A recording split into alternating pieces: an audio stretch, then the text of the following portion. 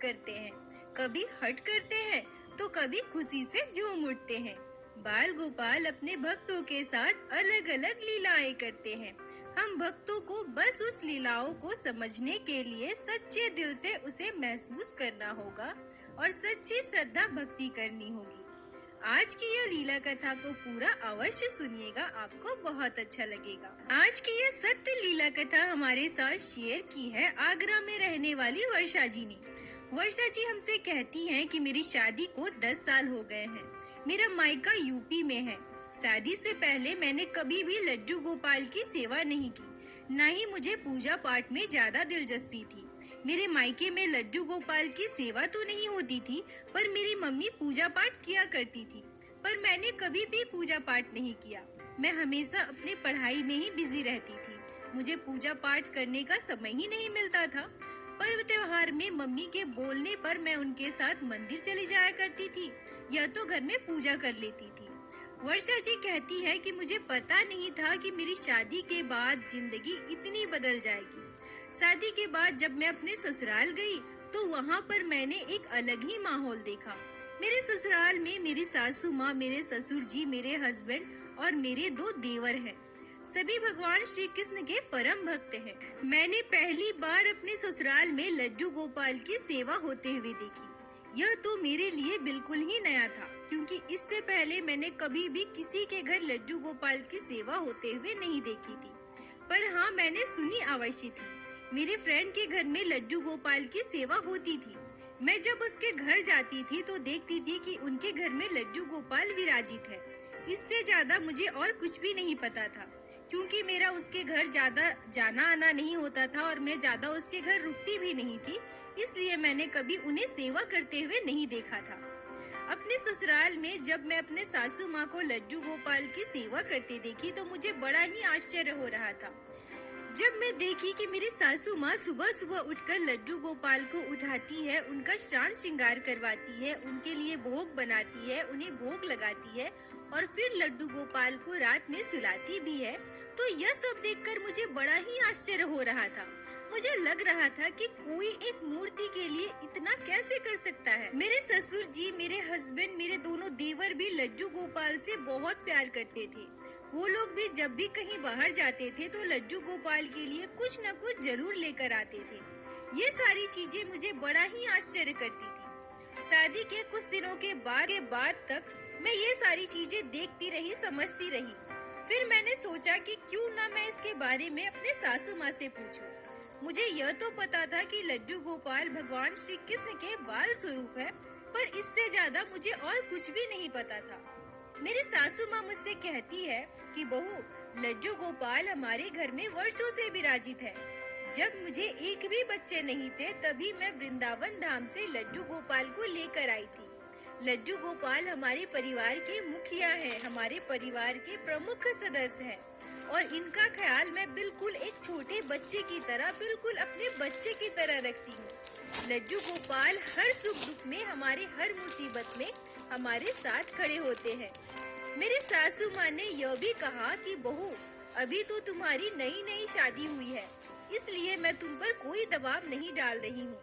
धीरे धीरे देख देख कर तुम्हें सब कुछ सीखने की कोशिश करनी चाहिए और बाकी तो मैं हूँ ही। मैं तुम्हें लड्डू गोपाल की सेवा से जुड़ी हर एक चीज बहुत अच्छे से समझा दूंगी, सिखा दूंगी, क्योंकि तुम हमारे घर की बड़ी बहू हो, इसलिए मेरे बाद तो लड्डू गोपाल की सेवा तुम्हें ही करनी पड़ेगी। वर्षा जी कहती हैं कि मैं अपनी सासू माँ की बात सुनकर चौंक गई। मैं सोचने लगी कि मेरी सासू माँ लड्डू गोपाल की सेवा करती है वो तो ठीक है, पर उनके बाद मुझे क्यों लड्डू गोपाल की सेवा करना है? मैं सोचती हूँ कि लड्डू गोपाल तो हमारे कुल देवता नहीं है ना, फिर मेरी सासू माँ अपने बाद लड्डू गोपाल की सेवा मुझे करने के लिए क्यों कह रही है? पर उस दिन मैंने अपने सासू माँ से कुछ भी नहीं कहा और चुपचाप मैं वहाँ से चली गई। मेरी सासू माँ जब लड्डू गोपाल को सुंदर सुंदर पोशाक पहनाकर तैयार करती थी तो मुझे वो देखकर बहुत अच्छा लगता था। लड्डू गोपाल का मनमोहक रूप मुझे अपनी ओर आकर्षित करता था। मैं मनी मन सोचती थी कि लड्डू गोपाल का श्री विग्रह जब इतना सुंदर है तो स्वयं भगवान श्री कृष्ण कितने सुंदर होंगे। जो भी इस विग्रह की तरफ एक बार देख ले वो मानो खो ही जाता है और लड्डू गोपाल का बनकर ही रह जाता है। पहले तो जब मेरी सासू माँ लड्डू गोपाल को स्पर्श नहीं कर पाती थी, तो लड्डू गोपाल की सेवा, उनका पूजा पाठ मेरे ससुर जी किया करते थे। पर जब मैं शादी के बाद ससुराल गई, तो जब मेरी सासू माँ उन दिनों लड्डू गोपाल की सेवा नहीं कर पाती थी, तो मैं उनकी सेवा करने लगी। मेरी सासू माँ मुझे हर एक बात बता दिया करती थी और मैं उसी के अनुसार लड्डू करती थी। 4-5 महीनों में ही लड्डू गोपाल के प्रति मेरे मन में इतनी श्रद्धा भक्ति आ गई कि अब मैं लड्डू गोपाल के बिना रह ही नहीं पाती थी। मुझे लड्डू गोपाल के लिए कोई भी काम करना, उनके लिए सुंदर सुंदर पोशाक बनाना, लड्डू गोपाल के लिए भोग बनाना मुझे बहुत ही अच्छा लगता था। वर्षा जी कहती है कि मैं खुद नहीं समझ पाती थी कि मैंने आज तक अपने मायके में कभी एक धूप बत्ती नहीं जलाई, और यहाँ ससुराल में आने के बाद मेरे ऊपर लड्डू गोपाल की यह कैसी कृपा हुई कि मैं उनकी भक्त बन गई। मेरे ससुराल में भी सभी कहते थे कि अब हमारे घर में लड्डू गोपाल का एक और भक्त बढ़ गया है। मेरे सासू माँ कहती थी कि मैं बिल्कुल तुम्हारी जैसी ही बहू चाहती थी, जो मेरे बाद मेरे लड्डू गोपाल का ख्याल रख सके। जितना प्यार मैं अपने लड्डू गोपाल से करती हूँ, उतना ही प्यार मेरी बहू भी मेरे लड्डू गोपाल से करे। और देखो ना, लड्डू गोपाल ने मेरे मन की मुराद पूरी कर दी। मुझे तुम्हारी जैसी इतनी अच्छी बहू मिली है। मेरी शादी के कुछ महीनों के बाद ही मैंने लड्डू गोपाल की सेवा की पूरी जिम्मेदारी ले ली। मैं अपने सासू माँ से कहती हूँ कि मम्मी जी, इतने वर्षों तक तो आपने लड्डू गोपाल की सेवा की है ना, अब मैं लड्डू गोपाल की सेवा करूँगी। मेरी सासू माँ मेरी बात सुनकर खुश हो गई और लड्डू गोपाल की सेवा की पूरी जिम्मेदारी मुझको दे दी। वैसे तो लड्डू गोपाल की पूरी सेवा मैं ही करती थी, पर मैं हर एक चीज अपने सासू माँ से पूछकर ही करती थी कि लड्डू गोपाल को आज भोग में क्या लगाना है, उनके लिए क्या बनाऊं, आज कौन सा त्योहार है, आज मुझे लड्डू गोपाल के लिए स्पेशल क्या करना है। हर चीज मैं प्रत्येक दिन अपने सासू माँ से पूछ लेती थी और उन्हीं के कहे अनुसार मैं किया करती थी। मेरे शादी के 2.5 साल के बाद मुझे एक पुत्री संतान हुई। मेरे ससुराल में सभी लोग बहुत खुश थे, क्योंकि मेरी कोई ननद नहीं थी। मेरे हस्बैंड 3 भाई थे और मेरे ससुर जी के भी कोई बहन नहीं थी। मेरे ससुराल में सभी कहते कि हमारे घर लक्ष्मी आई है। 2 पीढ़ियों के बाद हमारे घर में बेटी का जन्म हुआ है। मेरी बेटी के जन्म के कुछ दिनों के बाद तक मेरी सासू माँ लड्डू गोपाल की सेवा करती रही, पर जब मेरी बेटी थोड़ी सी बड़ी हो गई, तो मैंने फिर से लड्डू गोपाल की सेवा की जिम्मेदारी ले ली और मेरी बेटी की जिम्मेदारी तो मेरी सासू माँ पर आ गई। अब दादी ही पोती का पूरा ख्याल रखती थी। अब दादी ही पोती का पूरा देखभाल करती थी और उसका ख्याल भी रखती थी। धीरे धीरे समय गुजरता रहा। लड्डू गोपाल की कृपा से हमारा परिवार बहुत ही खुशहाल था। मेरे 2 देवर हैं। मेरे बड़े देवर की जॉब लग गई। अब वो बेंगलोर जॉब करने के लिए चले गए और मेरे छोटे देवर आगे की पढ़ाई के लिए वो भी बेंगलोर में ही शिफ्ट हो गए। ससुराल में अब मैं, मेरी सासू माँ, मेरे हस्बैंड, मेरी छोटी सी बेटी और मेरे लड्डू गोपाल हैं। मेरे दोनों देवर बाहर चले जाने के बाद हमारा घर बिल्कुल सूना सूना सा हो गया। कुछ दिनों तक तो हमारा बिल्कुल मन ही नहीं लगता था, पर धीरे धीरे चीजों की आदत होने लगी। वो लोग भी कॉल किया करते थे, क्योंकि मेरी छोटी सी बेटी से उनका बहुत ज्यादा लगाव बढ़ गया था। इसलिए वो लोग बार बार कॉल करते थे, वीडियो कॉल करते थे और अपनी भतीजी से बात किया करते थे, उसकी खबर लिया करते थे। ऐसे ही दिन बीतने लगे। तभी हमारे जीवन में एक ऐसी अद्भुत घटना घटती है जिसके बारे में हम सामान्य भक्त कभी सोच भी नहीं सकते। वैसे तो हमारे छोटे से बाल गोपाल हमारे साथ कई लीलाएं करते रहते हैं, पर मैंने कभी सोचा भी नहीं था कि मेरे लड्डू गोपाल मेरे साथ इतनी बड़ी लीला करेंगे। यह घटना आज से लगभग 3 साल पहले घटी। मेरी सासू माँ के मायके में शादी था। मेरी सासू माँ मेरे हस्बैंड से कहती है कि मैं शादी में नहीं जाऊंगी, तुम या तुम्हारे पापा चले जाओ। पर मैं अपने सासू माँ से कहती हूँ कि नहीं माँ जी, आप ही जाइए, आपके मायके में शादी है, आप जाइएगा तो उनको भी अच्छा लगेगा और आपको भी खुशी होगी। मेरी सासू माँ कहती है कि मैं अगर चली गई तो लड्डू गोपाल की सेवा, घर की जिम्मेदारी और बाबू की जिम्मेदारी पूरी तरह से तुम पर आ जाएगी और तुम अकेले नहीं कर पाओगी। मैं उनसे कहती हूँ कि नहीं नहीं माँ जी, आप बिल्कुल भी परेशान मत होइए। 3-4 दिनों की तो बात है, मैं कर लूंगी। उसके बाद मेरी सासू माँ और मेरे ससुर जी दोनों शादी में चले जाते हैं। मेरी सासू माँ जाने से पहले मुझे अच्छे से समझा देती है कि बाबू के साथ साथ लड्डू गोपाल का भी अच्छे से ख्याल रखना, उनकी सेवा अच्छे से करना, उन्हें भोग समय पर लगाना। और वैसे भी तुम्हें तो सब कुछ पता है, तुम्हें बताने की जरूरत ही नहीं है। और हाँ, बाबू को अकेले बाहर खेलने मत जाने देना। मैं भी अपनी सासू माँ की हर बात मानकर उनसे कहती हूँ कि मम्मी जी, आप बिल्कुल परेशान मत होइए, मैं सब कुछ अच्छे से कर लूंगी। उसके बाद मेरी सासू माँ शादी में चली जाती है। वर्षा जी कहती है कि वैसे तो प्रतिदिन मैं अपने सासू माँ से पूछकर ही लड्डू गोपाल के लिए प्रतिदिन का भोग बनाती थी। अब मैं दोपहर को सोचने लगी कि आज मैं लड्डू गोपाल के लिए क्या भोग बनाऊं। वैसे तो प्रतिदिन हम लोग अधिकतर लड्डू गोपाल के लिए खीर या हलवा का ही भोग बनाते थे, तो मैं सोची कि मैं खीर बना देती हूँ और उसी का भोग लगा दूंगी। क्योंकि मेरी बेटी को भी खीर बहुत पसंद था, तो मैं सोची कि मैं लड्डू गोपाल को भोग भी लगा दूंगी और उसी से मेरी बेटी भी खा लेगी। यह सोचकर मैं खीर बनाई। पहले लड्डू गोपाल को भोग लगाए और उसके बाद मैं अपने बेटी को खीर खानी थी। पर आज पता नहीं क्यों मेरी बेटी खीर खा ही नहीं रही थी। वो मुझसे कहती है कि मम्मा मम्मा, मुझे खीर नहीं खाना, आप मेरे लिए खिचड़ी बना दो। मैं अपनी बेटी से कहती हूँ कि आपको तो खीर बहुत पसंद है ना, फिर आप क्यों नहीं खा रहे हो? अभी आप खीर खा लो, उसके बाद मैं आपको बाद में खिचड़ी बना कर दूंगी। पर मेरी बेटी मानने को तैयार ही नहीं थी। खिचड़ी खाने के लिए रोने लगी। फिर मुझे अपनी बेटी को खिचड़ी बनाकर देना पड़ा। अगले दिन मैं लड्डू गोपाल के लिए हलवा बनाती हूँ और जब मैं अपने बेटी को हलवा खाने दी तो वो फिर से जिद करने लगी कि आज मुझे हलवा नहीं खाना, मुझे तो खीर खाना है। मैं अपनी बेटी को दूसरा खाना जो हम अपने लिए बनाए थे, दाल चावल, वो खिलाने की कोशिश करती हूँ, पर वो भी नहीं खाती। वो फिर से कहती है कि मुझे खिचड़ी ही खानी। अब अगले दिन भी मैं अपने बेटी को खिचड़ी बनाकर उसे खिलाती हूँ। वर्षा जी कहती है कि उसी दिन मेरे जीवन में एक आश्चर्य कर देने वाला घटना घटा।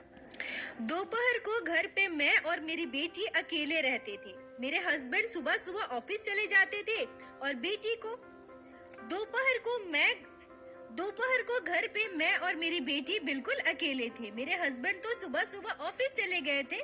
मेरी बेटी को खिचड़ी खिलाने के बाद और खुद भी खाना खाने के बाद मैं उसको सुला रही थी और उसे सुलाते सुलाते कब मेरी भी आंख लग गई मुझे पता ही नहीं चला।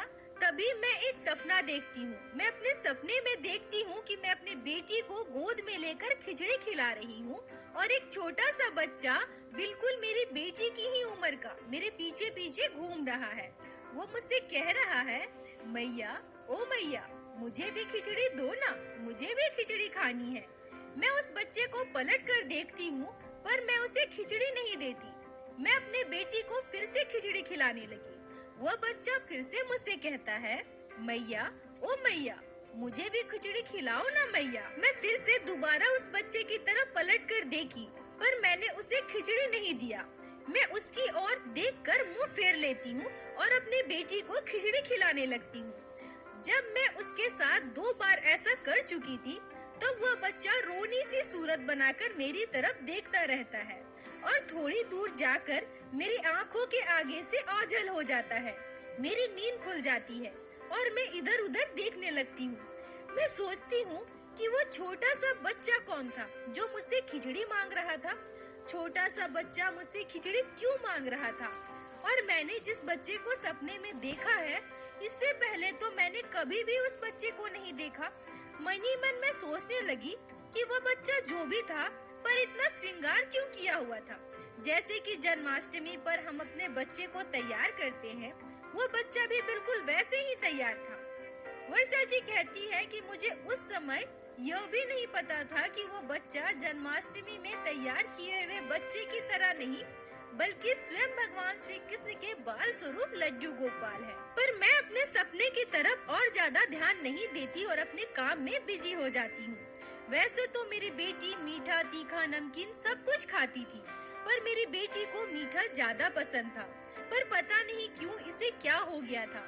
अगले दिन मैं फिर से जब इसे खाने के लिए कुछ देती हूँ तो यह मुझसे फिर से जिद करती है कि इसे खिचड़ी खानी है। मैं अपने बेटी से कहती हूँ कि पिछले 2 दिनों से तुम लगातार खिचड़ी खा रही हो, फिर भी तुम्हारा मन नहीं भर रहा है। फिर वो मुझसे कहती है कि नहीं मम्मा, आज तो मुझे फिर से खिचड़ी ही खानी है। आज मुझे खिचड़ी बना कर दीजिए, कल से मैं नहीं खाऊंगी। मैं लड्डू गोपाल के लिए आज फिर से खीर का भोग बनाई थी। मैं लड्डू गोपाल को खीर का भोग लगाती हूँ और अपनी बेटी को खिचड़ी खिलाती हूँ। वर्षा जी कहती हैं कि उस रात मैंने फिर से एक आश्चर्य कर देने वाला अद्भुत सपना देखा, जिसे देखकर मैं बिल्कुल चौंक गई। आज मैंने सपने में फिर से उसी बच्चे को देखा, पर आज मैंने उसे एक अलग ही स्वरूप में देखा। मैं सपने में देखती हूँ कि हमारे घर में विराजित लड्डू गोपाल के श्री विग्रह से वह बच्चा आता है।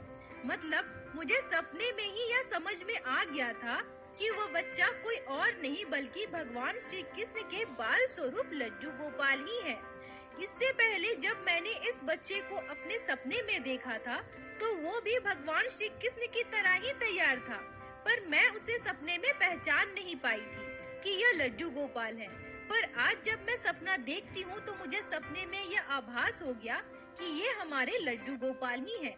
बिल्कुल वैसे ही माथे में मोर पंख, पैरों में पायल, हाथ में बांसुरी, कुंदन कड़ा, बिल्कुल सुंदर सा श्रृंगार, सुंदर मनमोहक रूप। मुझे यकीन नहीं हो रहा था कि मैं भगवान श्री कृष्ण के बाल स्वरूप लड्डू गोपाल के दर्शन साक्षात अपने सपने में कर रही हूँ। सोए सोए ही मेरे दोनों आँखों से अश्रुधारा बह रहे थे।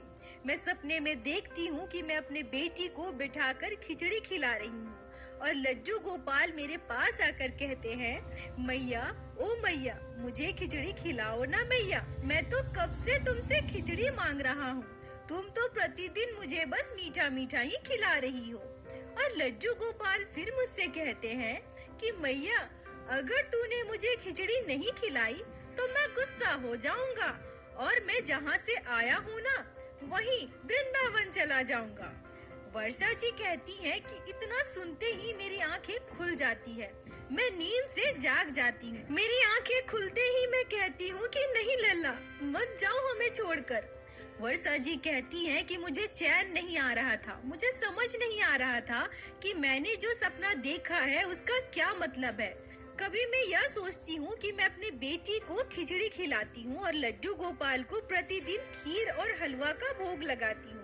लड्डू गोपाल भी तो बाल स्वरूप में ही है ना, हो सकता है उनको भी खिचड़ी खाने का मन कर रहा हो, इसलिए वो बार बार मेरे सपने में आकर मुझसे खिचड़ी खाने की जिद कर रहे हैं। मेरे हस्बैंड तो सो रहे थे, मैंने उन्हें नहीं जगाया।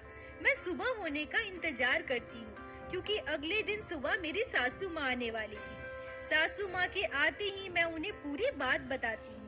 वह मेरी बात सुनकर बिल्कुल चौंक जाती है और मेरी सासू माँ मुझसे कहती है कि बहू, तुम बहुत भाग्यशाली हो।